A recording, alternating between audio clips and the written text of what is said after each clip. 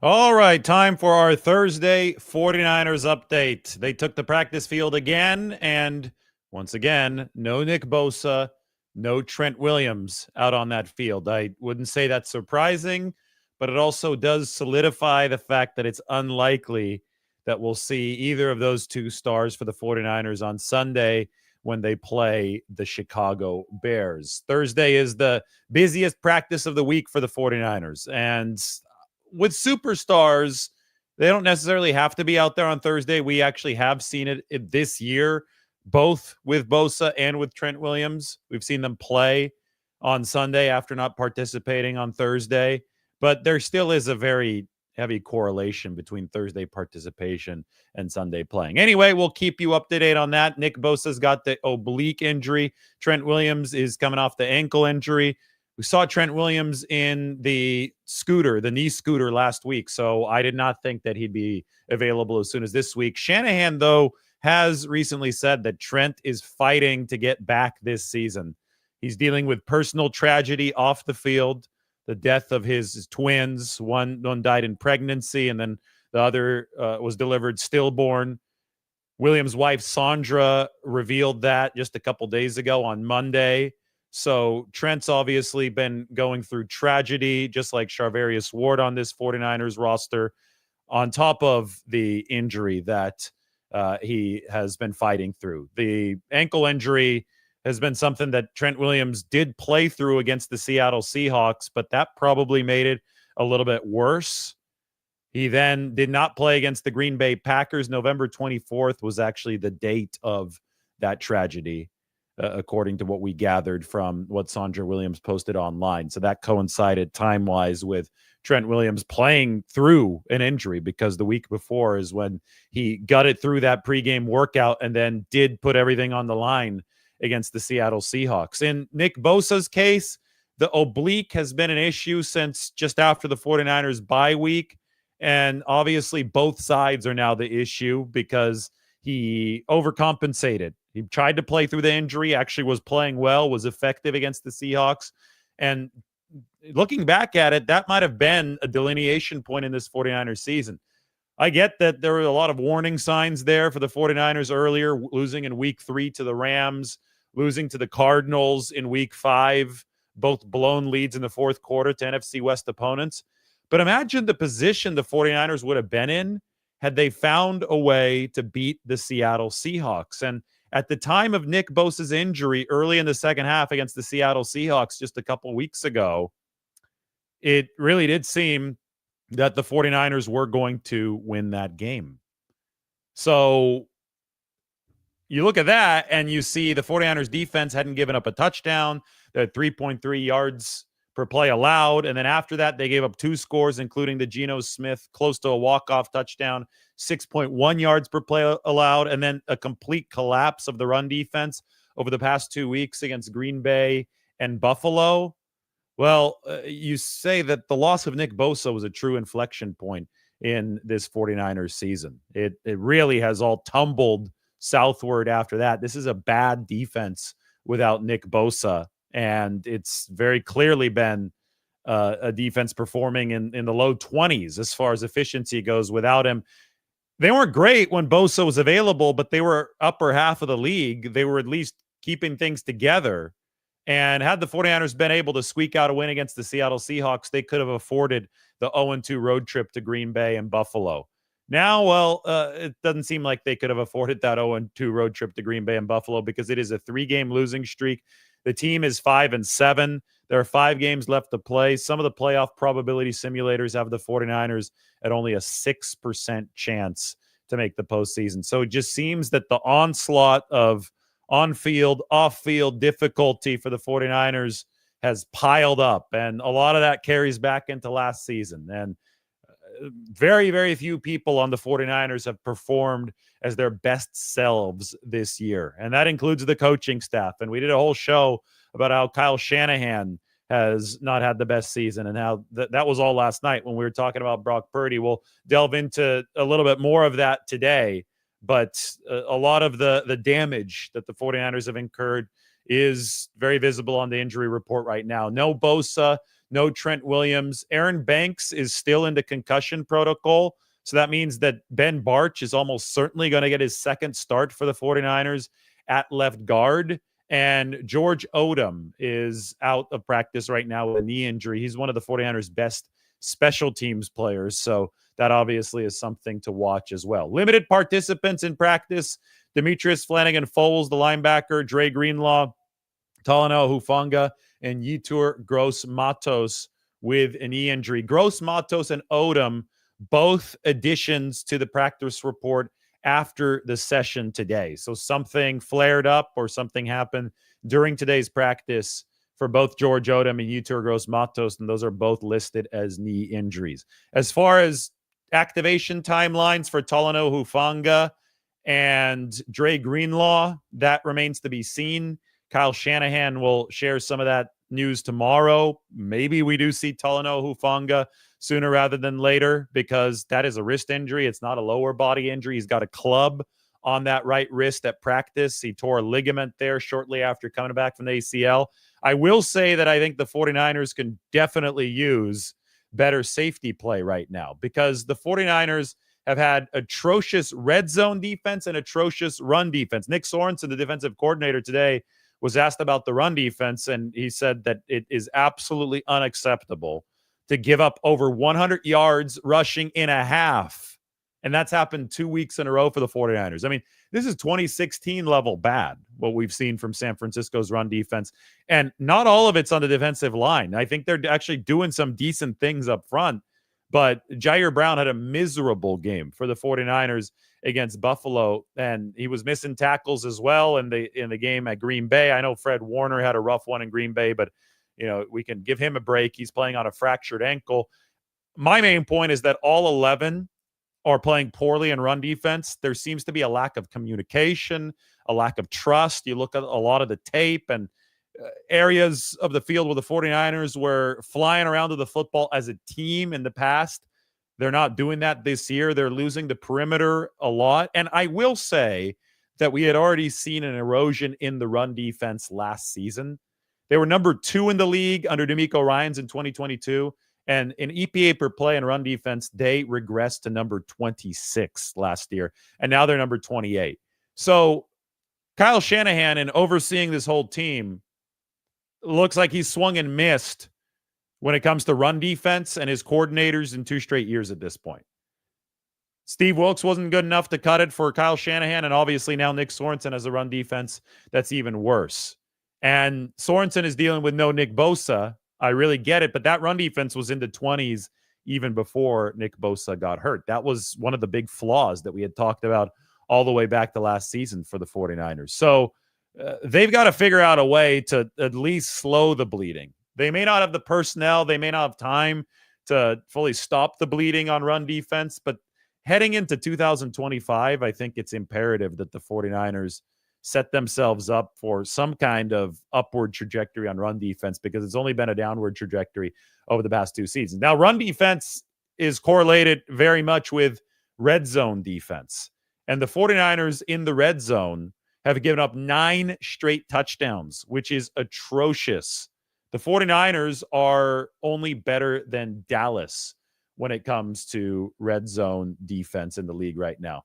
I'm going to open up a little red zone defense graphic here for you so you can see on the team rankings website. This right here, I am warning you, is absolutely brutal. Red zone touchdown percentage allowed. Chicago, whom the 49ers are playing this weekend on Sunday, best in the league, 40.9%. Look who's the worst in the league. Dallas at 77%. So that's terrible. Dallas has given up a touchdown over 3/4 of the time in the red zone. You've got the 49ers at 70.3%. Bad, bad, bad all around. So that's 9 straight possessions that the 49ers have given up. 9 straight possessions. It's unbelievable that the 49ers have given up touchdowns without forcing a field goal in that amount of time. And I think that it does tie into the run defense. So that's where the 49ers are right now. They're facing a Chicago team that does some stuff well, that they play really good pass defense. They're number 5 in that regard, but they're not a good run defending team. They're number 22 there, but they are able to clamp down on both in the red zone. So it's a nice test for Brock Purdy and the 49ers young running backs. I wrote about them yesterday. This is up on the San Francisco Standard, a youth movement at running back for the 49ers. Well, they're going to get to go against the Chicago run defense that hasn't been great. That's Isaac Guerendo. They also picked up Israel Abanikanda off waivers of the New York Jets. Maybe we get a look at Patrick Taylor Jr. for San Francisco. But mainly we get a look at Brock Purdy just constantly working with the revolving cast of players. I really think that the 49ers defense, though, has the most to prove. The offense, it's whatever. The offense has actually been performing at a top 10 level throughout this season. They haven't been the world beaters that they were last year, but it's impossible to expect them to be given some of the pieces that they've missed. I understand that the red zone performance has been relatively even poorer than the 49ers decline offensively this year. And this is a good week to maybe show that they've worked on some of those issues with some success, because Chicago is the number 1 red zone defense in all of football. But in the larger scale, those are much more minor adjustments and much more minor things to prove than what stares in front of the 49ers defense. The 49ers defense has just seen the bottom completely fall out without Nick Bosa over the past 2.5 games. They're playing an offense. Caleb Williams has not been good this year for the Bears. So they're playing an offense that should be better. Williams has been gifted probably the best situation you can possibly imagine for a number 1 overall pick at quarterback. The Bears had loaded up with talent even before Caleb Williams got there, and he has not been accurate. He has not been impressive. He contributed to his head coach, Eberflus, getting fired after the Thanksgiving game because he was so unaware of the clock. I mean, the 49ers have been unaware themselves defensively. We saw 2 consecutive 12 men on the field penalties for them. So it's not like they come into this game with a huge advantage in terms of the X's and O's and in terms of the demonstrated readiness to play. But this is a chance for them to show that maybe they can pick themselves up after the bottom has completely fallen out over the past 2 weeks. And, I talk about lessons from previous seasons. The 2017 49ers were 1-10. They won their last 5 games. In no way am I saying that suggests the 49ers are going to win their last 5 games this season. But I have talked about it already a couple times this week. The finish to 2017 helped build the 49ers organization and helped build the culture. They were very process-oriented that year. They didn't flinch when they were 0-8, 0-9, whatever it was. And then it moved to 1-10.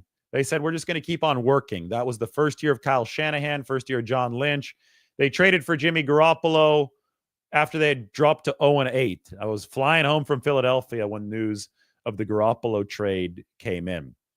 Garoppolo, once he learned the system, was comfortable enough to start, hopped in there against the Chicago Bears. I believe it was December 1st, 2017. So it was right around right now. I believe it was week 13 of 2017.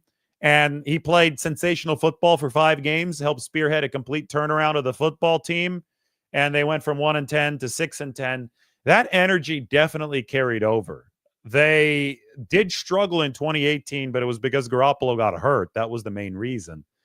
By 2019, the 49ers, when Nick Bosa was in the building, he was their first-round draft pick, number 2 overall. Dee Ford signed. A lot of guys back, ready to go. Obviously, Garoppolo back, ready to go. They went to the Super Bowl. And anybody you talk to in the locker room will say that the way that they were able to finish 2017 did a whole lot for larger organizational belief about building the thing, carrying it moving forward. The 49ers already have the confidence and the pedigree of being an NFC championship and a Super Bowl team. But anytime that you have a rougher year and stuff is happening that, you might think some of it's out of your control, but still going to weigh on you as far as confidence goes. Anytime that something like that happens and you need a little bit of a boost moving forward, you can rely on the past as one of the crutches, one of the things that lets you, stand a little bit taller and believe and fake it till you make it moving forward. But it also would really help for the 49ers to generate some energy in the present, turn around some of these troubling trends, or at least partially slow some of these troubling trends as they enter what's going to be an extremely active offseason. I think that we're going to see a lot of fireworks in this 49ers offseason. There may be guys cut. There may be guys traded. There'll be guys signed. There'll be contracts signed. I mean, there's going to be a lot to cover in this 49ers offseason. Shanahan might make some coaching staff changes because I think there has been a malaise over the years in that department with the coaching brain drain. So ahead of such a busy offseason as the 49ers attempt to retool and recalibrate, it would be extremely helpful for the 49ers to show truly positive signs in some of the areas of biggest weakness. And I've talked a lot about the run game, and I'll have a little clip in a second talking about how the run game has not been efficient like it was last year on first down. Well, now they're going full youth movement there with Isaac Guerendo and Israel Abanikanda, the waiver claim from the Jets, the youngest player on the roster. That ties into the 49ers' third down performance. It ties into everything they do offensively, and it obviously is a direct byproduct of how well they run block. Well, we're going to get the chance to see Jalen Moore and probably Ben Barch, both of those guys again at left tackle and left guard after they played really well together and run blocked really well together last week against the Buffalo Bills. So now they get the chance to do that in nice weather, 64, 65-degree weather without snow at Levi Stadium. And then defensively, we get to see the ultimate test for the 49ers. Are they going to be able to show that they have a pulse even without Nick Bosa? Can Nick Sorensen show some structural improvement of the defense?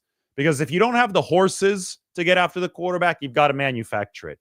You can't just sit back there and have him gash you on the run and then be able to pick you apart through various play action looks and things that stem off of that run game. That's up to Nick Sorensen to create some sort of chaos, some sort of structure, and it should be easier against the rookie quarterback like Caleb Williams than it was against guys like Jordan Love or Josh Allen.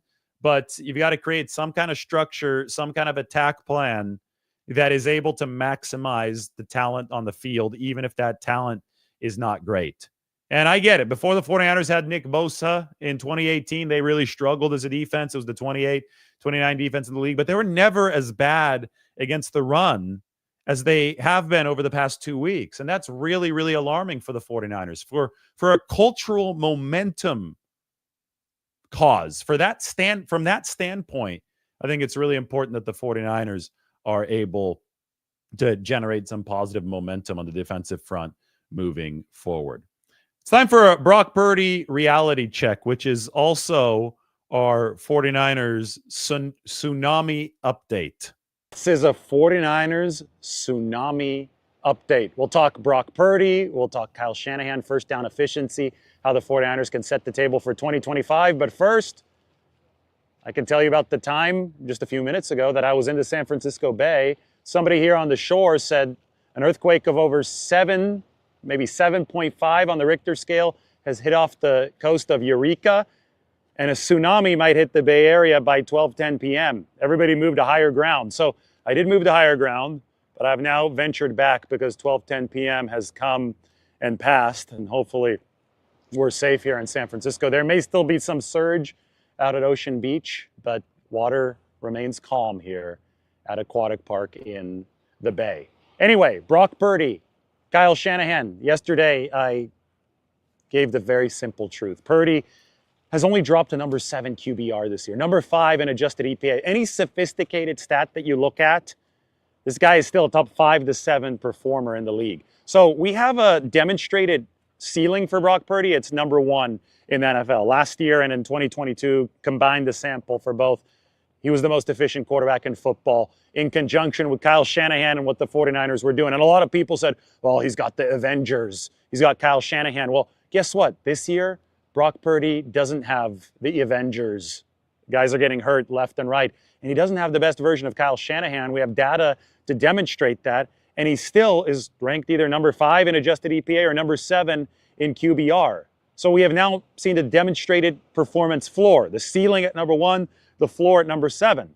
some of these people who are clueless about the situation make it sound like Brock Purdy has dropped into the 20s. He hasn't.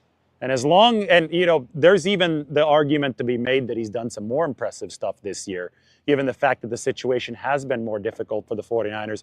When you talk about the scrambling, the necessity to throw deep to pick up yardage. But put that aside. If you just want to look at this in general fashion, all Purdy had to do this season was continue to show that he could be the centerpiece of the 49ers, and a very effective one at that. And every single piece of data, from the tape to the analytics, the numbers that we look at to take our biases out of the equation, have indicated that he has indeed been that guy for the 49ers. Speaking of a top performer, Les Sandwich, Elias at Les Sandwich, number 6 is a top performer. Order the number 6. That's what I had today. We'll call it a lunch with Lombardi on top of the tsunami update. I needed the protein after getting out of the cold water here in the San Francisco Bay. It was awesome. These might be the most gourmet sandwiches, and Elias is a big 49ers fan. So go check him out in North Beach, not far from Washington Square on Columbus. Anyway, some 49ers data here for you to illustrate some of my points. First downs. Last night I talked all about the easy button and the fact that Kyle Shanahan and the entire Shanahan tree really has not called nearly as many screen passes, easy passes this year. So Brock Purdy actually entering the Buffalo game and throwing the fewest screens in the NFL. He was up near the top at number 6 last year. So the job description for Brock Purdy had gotten more difficult. But another way that we can see a play caller's effectiveness is by measuring how a team does on first downs, because first down is the game plan down. By that I mean you're not going to see all too many surprises on first down. Defensive coordinators are going to save their more exotic stuff for later in the progression, typically third and fourth downs, right? So you want to set the table and make the third downs and potentially even the fourth downs easier by being efficient on first down. And doing that by countering what you see on tape and what you're probably going to see most of the time in the game with good first down performance. The 49ers last year were the number 1 first down efficiency team in the league. Beyond that, they were the number 1 rushing efficiency team on first down in the league. That has dropped to number 10 this season. With Brock Purdy in 2022, when he first took over, 49ers were top 3. I think number 2 total efficiency, number 5 in rushing efficiency. There definitely was an impact that was gleaned from Christian McCaffrey when they added him in the 2022 season. The 49ers were a very bad first down rushing team before McCaffrey in those few weeks at number 25 and then up to the top 5 with McCaffrey. But in general, the 49ers offense has gone as its first down offense has gone.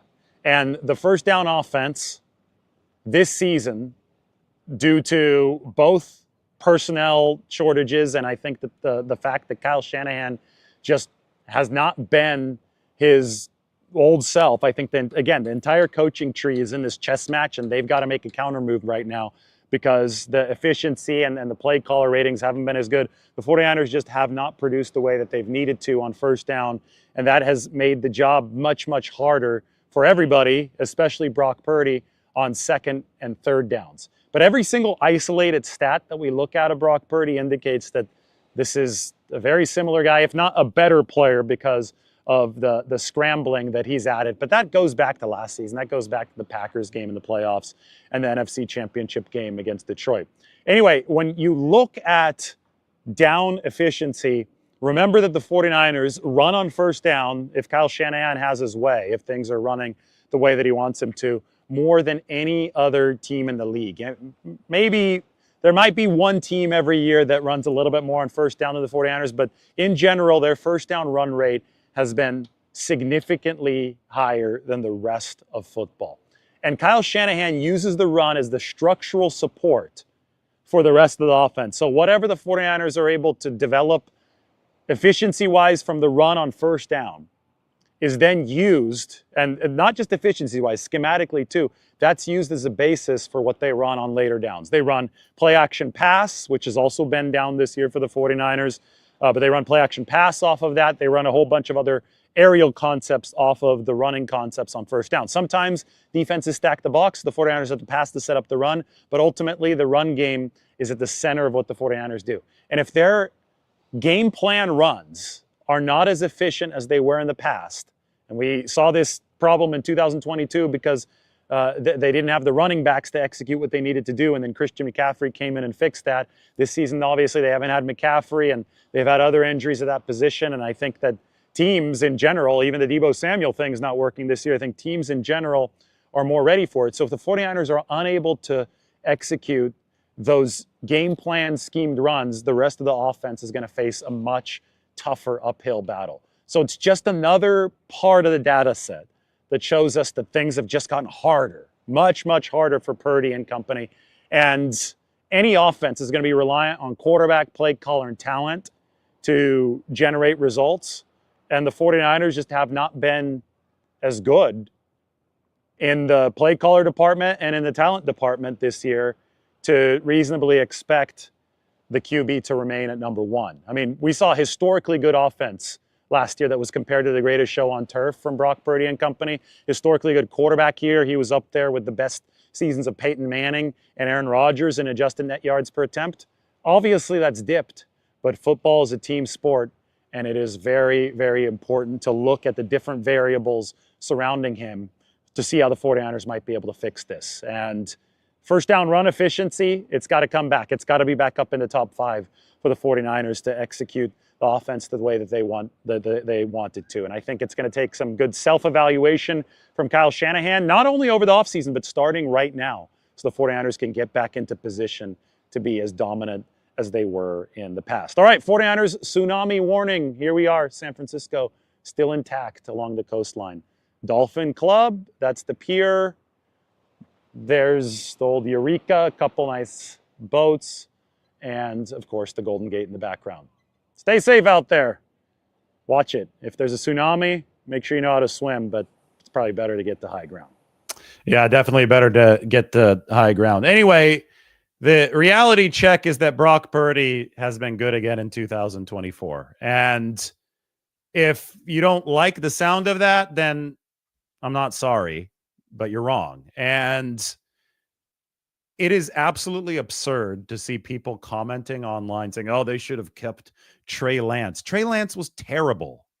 Trey Lance still is terrible. Trey Lance hasn't even been able to leapfrog Cooper Rush on the Cowboys depth chart. Trey Lance was not the answer. I understand why the 49ers took the swing. I predicted that they would pick him. But we all said that this was a big unknown when they picked Trey Lance. They have the sure thing in Brock Purdy. They have a quarterback who has demonstrated elite play, top-level play. And he has maintained very high efficiency even with the team crumbling around him. So in that way, what Brock Purdy has shown this season has actually solidified in the 49ers' minds that he's their guy to pay. And everything else that people are saying is just noise. It's uninformed or clickbait or both noise on both of those fronts. So it's really funny to me because the comment that I get most is one that talks about wins and losses. And people say the only stats that matter are wins and losses, and the 49ers are 5-7. Well, those are the same exact people that were saying that wins are not a QB stat last year.